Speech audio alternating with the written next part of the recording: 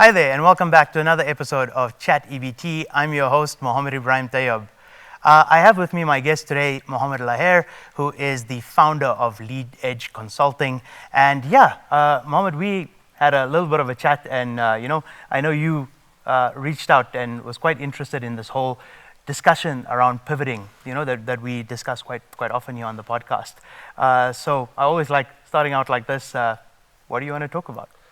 Yeah, stunning. So I saw a YouTube short. I spent a lot of my time on YouTube. I don't know how good or bad that is, but and I went through to your page, and I watched your first interview, and I found it amazing. You talked about Diary of the CEO, and I just said, I want to be involved in this, because as much as we all watch YouTube, and you can go down dark holes or black holes or rabbit holes or whatever you want to call it, there's certain things that we're exposed to which maybe it's not ideal.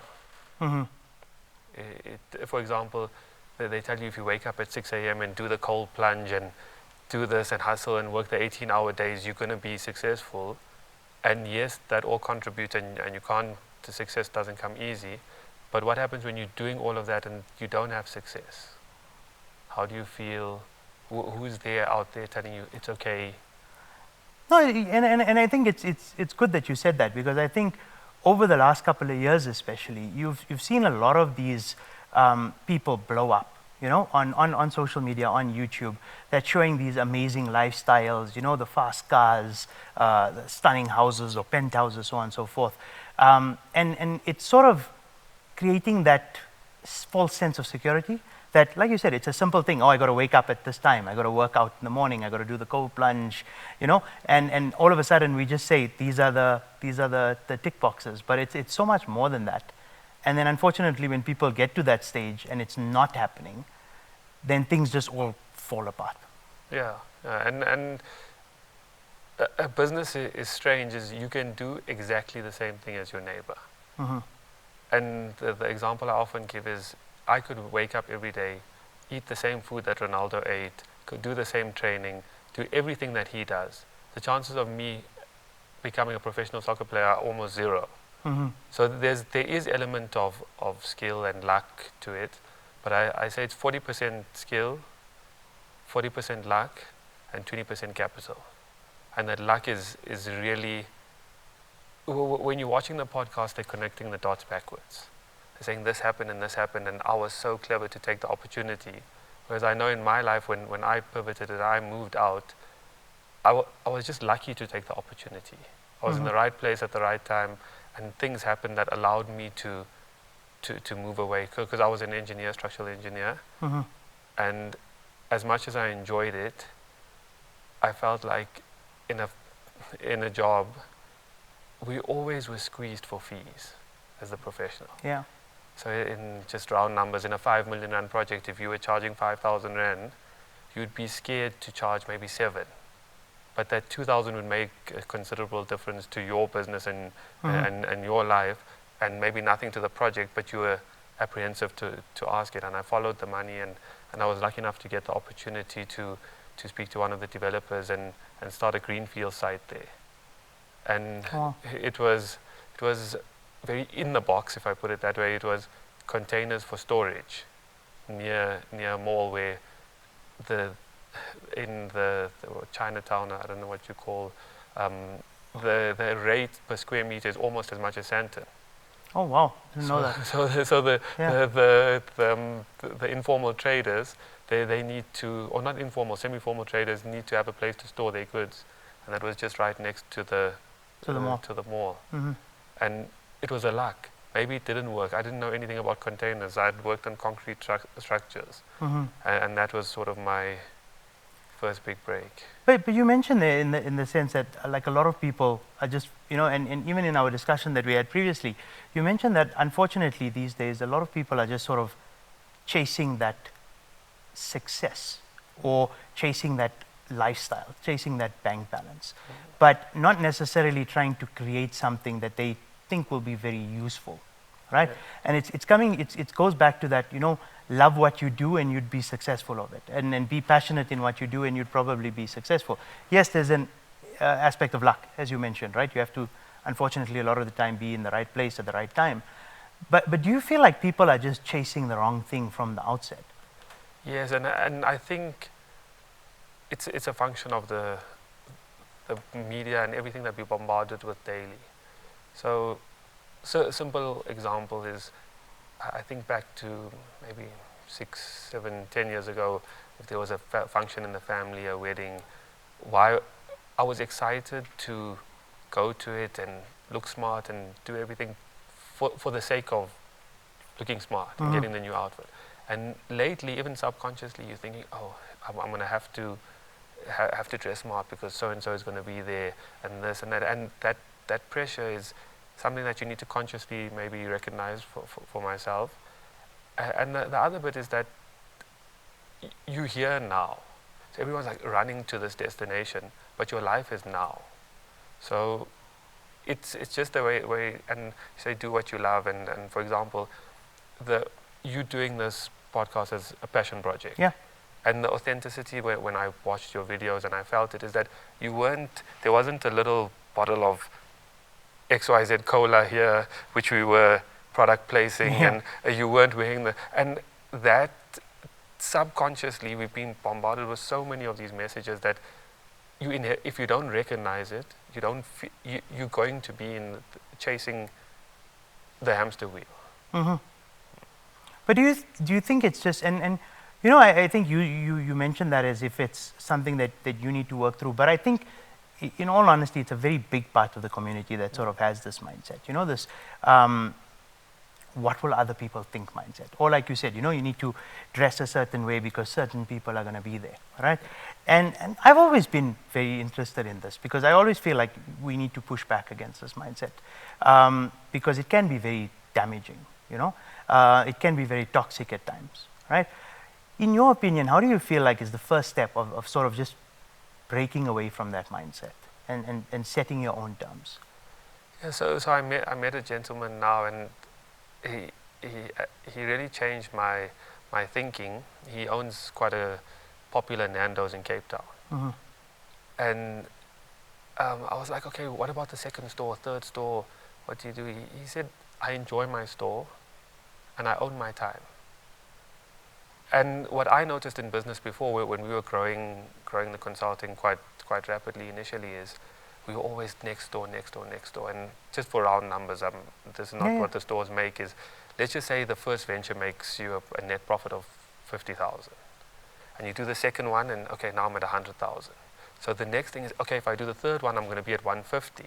But the reality is, you're going to be at 80,000. Because the first two are going to be funding the losses in the third venture and your loss of focus.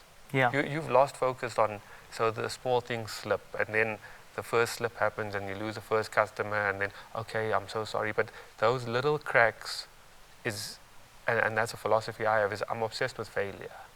Failure not in a negative way, but, okay, how did this happen? And it's your biggest teacher. It's your biggest teacher, and not the tie a ribbon around it, final, okay, this is an easy answer. What's the real reason that this happened? Was it because, you know what, the cashier actually had a bad day, and something's happening at home, and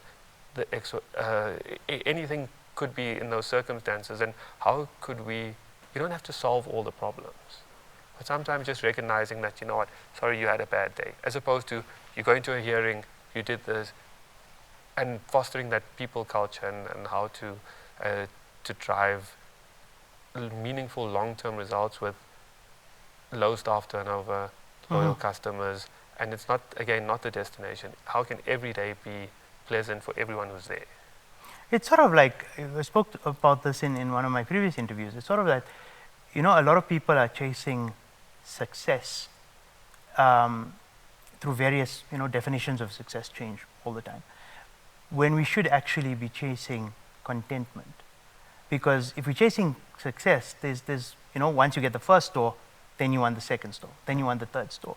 But if you're chasing that, I want to be content in my life, when you are in a really great place with the first store, you kind of, as your example is, you kind of sit and go, you know what, I'm actually very happy where I am.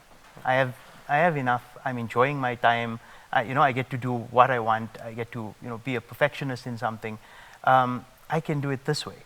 But I think in the aspect of us chasing, you know, I want this many views when it comes to the show, or I want this many stores, or I want to make this much profit, that goal line always somehow changes. It's never going to be that end goal. It's like the end of the rainbow. It's never really going to come.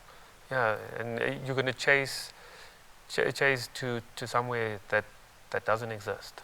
If you have one value of gold, you want two, and you want two until eventually the sand fills your belly. So that's, and for me, I would say the most successful venture that I've had, and is when I consulted for a company called Ashraful Aid, and they have a small business program which gives out free microfinance to the budding entrepreneurs. And part of the journey is we went to Pakistan to look at the market leader.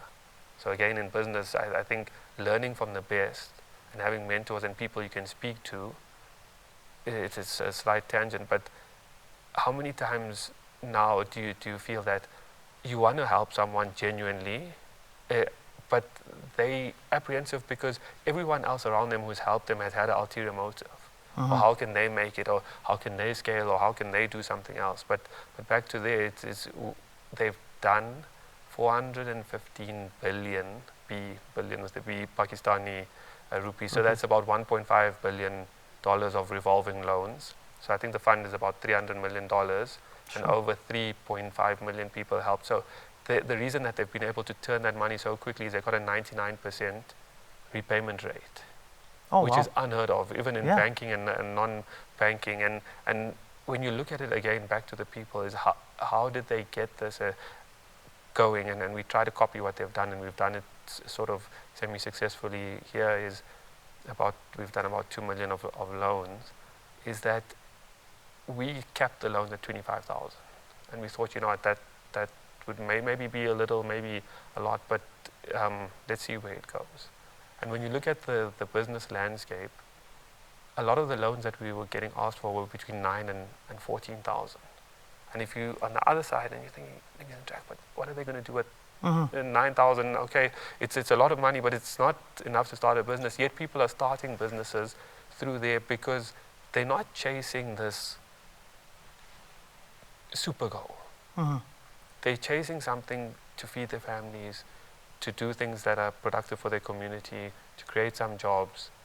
And I think the contentment that they have maybe in what we would consider small business is a lot that other people don't get. And I've dealt with businesses across the range from small to big, but some of the biggest businesses I've dealt with where I feel that the people are coming there going through the motions.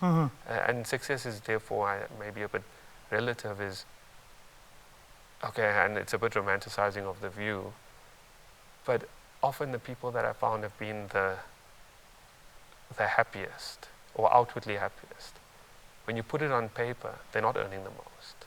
Yeah, that's very true. They don't have the smartest or highest paid jobs or whatever it is, but they're just content with what they have. You mentioned this company that you went to Pakistan and viewed. Based on your visit there and obviously assumptions, what drove that 99% success rate? Community and family. So every loan that's given out, you need to be referred by another vetted person. And then when you give your references, you need to give a community leader, imam, someone that's around that has the social understanding of, you know what, the payment was missed last month. The admin office reaches out to your personal reference and he gives you a call. A lot of times in business, as an entrepreneur, it's lonely. Yeah.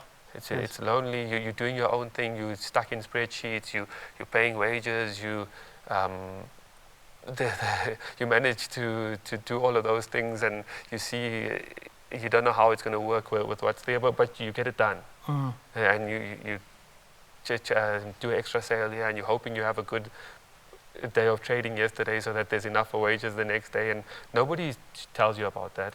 Nobody when you on the weekend and you're out with your friends, they're thinking that, stunning, this guy, he's living the life. And a lot of times what the businesses need or the entrepreneurs is just a phone call to say, how's it going? Or what happened? Was business not good this month? And something often small, I couldn't make it. I had to sort out a supplier, but I'll pay tomorrow. Mm-hmm. You mentioned, I like the word you used there, lonely.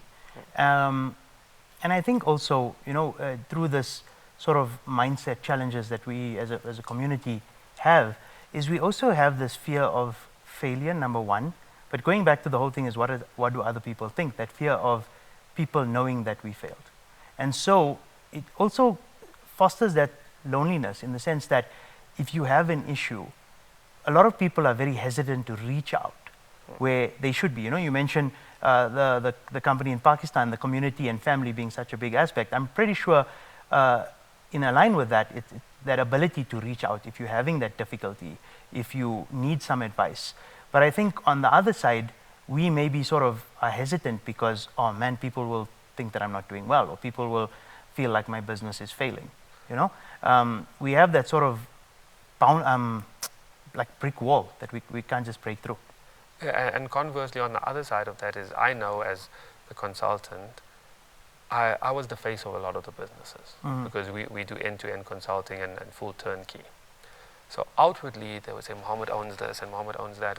And that's something that I lent into. Okay, you need to, in some elements, lean into it because when you're in the store, the staff and the factory workers or whoever you're dealing with need to sort of see you as the leader and buy into your vision.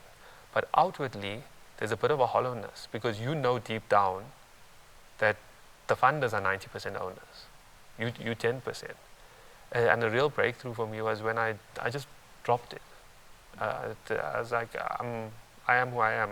And people ask me what I do. I don't give a long spiel of I did this and I went through and I sell shoes or I make pizzas or whatever business I'm working on at the time. And that it's simple, but it's freeing. Yeah, I can imagine. So, and what got you to that place? Because I think a lot of people struggle with that. A lot of people struggle with, like somebody will say, I sell shoes, right? A lot of people struggle with just saying that out loud, right? So what got you to that place? Again, I think a lot of YouTube. So as much as YouTube can, if you, and maybe, no, that's probably not the right answer. That maybe it's just being comfortable. And when I got married, I realized that when I had my kids, etc., your family loves you for who you are, not anything else. And I think that maybe psychologically changes. Is you comfortable, you safe? No, definitely. For people that want to start out, so obviously you've had experience in consulting, entrepreneurship. You've obviously gone now into this new venture of yours in the microloans and all of that, getting involved in that. But for those that are starting out and want to go into that, entrepreneurship world or consulting world, right? What's the key advice that you would give them? And also, following up to that, what's the sort of warning signs or warnings that you would, try and shy them away from? Okay, so they say very funny is that every corporate person dreams of being an entrepreneur, and every entrepreneur dreams of the safety of corporate. Yeah. So when you're in it, before you make any decisions, zoom out. Understand what I have. I have a job. It's buying me this, and I'm comfortable. My rent is paid. My weekends are off. As an entrepreneur, you work all day, every day. Yeah. There's no holiday. There's a lot of people relying on you. And then actually write it down, offset it to say, I'm going to take this new venture. Am I doing it because I think it will work? Because the back of the matchbox calculation tells you, okay, you know what, if I sell 16 of these and this is the GP and this is how much profit I'm making and I'm going to make my salary. But on a spreadsheet, it's very easy to change sales from 10 units to 16 units. In real life, to go from 10 to 11 might not be possible. Yeah. So I think deep research and proper research, not, oh, okay, this is a GP, this is sale price, is the profit to someone to make. But proper research, putting in, if you have friends that are accountants, or do an IRR calculation. Because the capex cost, so you may be making 30,000 Rand a month profit, but your startup cost, you're never going to pay that back. It's actually not a venture, it's a hobby. Yeah. And a lot of times, people with that have some spare cash, and then they come to me, I jokingly tell them is, don't go into this business. Rather take your family on a holiday. Or again, away from what we're saying is I tell them, go buy the Ferrari. And I know I say it as a joke because I don't know how much a Ferrari costs, but the point here is enjoy. Sometimes it's okay to enjoy it if you're doing it for yourself. Yeah. If you're buying the car because you enjoyed it, there's nothing wrong with that. And there's a fine balance between putting down, okay, some people, maybe they really enjoy buying the fancy stuff. Do it. As long as it's something that you can afford and it's for you. Yeah. As long as you're doing it for the right reasons, essentially. You're doing it for the right reasons, yeah. No, very, very true. You know, this is a question that I actually like to ask most of the guests, right? Obviously, you know, they say hindsight is 20/20, right? If you could go back to any stage in your career, in your life, and give yourself a key piece of advice that you know now, when would you go back to, and what would you tell yourself? Wow, that's quite a difficult one. But I think, as sort of millennials, there was two phases. The first one is our parents' generation, sort of our grandparents. Their objective was to put our parents through university, and if they got a degree or some sort of professional job, they knew they would be relatively financially secure. Safe, yeah. And the current sort of Gen Zs, it was never like that for me. They know if I become a surgeon, I'm going to earn so much in a month, and that was actually quite scary for me, that 18-year-olds know exactly what they're going to be earning where. But sort of in my matric year, I didn't know where to go, what to do. I tried a whole lot of job shadowing, and if I gave myself the advice would be is, don't go to the job shadowing just to be there. Find out exactly what it means to be in that profession. Oh, so important. Yeah. So if there's articles, at the end of your articles, are you signed off? Can you open your own practice? If you want to become a registered engineer, how long does it take? Where do you need to work? What's the pathway to get signed off? So don't be super obsessed with sort of how much I'll earn when, but in the career that I'm in, it sounds nice on paper, or it may not sound nice on paper, but what's the actual pathway to building a life that you want? And I think it goes back to what you were saying about, you know, stepping back. And I think, you know, you mentioned the articles example there, and I think it's actually a very good example, because I think a lot of people just go through the job shadowing, the internships, the articles as a tick box exercise. You know, I need to go there, I need to get this done, this many hours done, this done.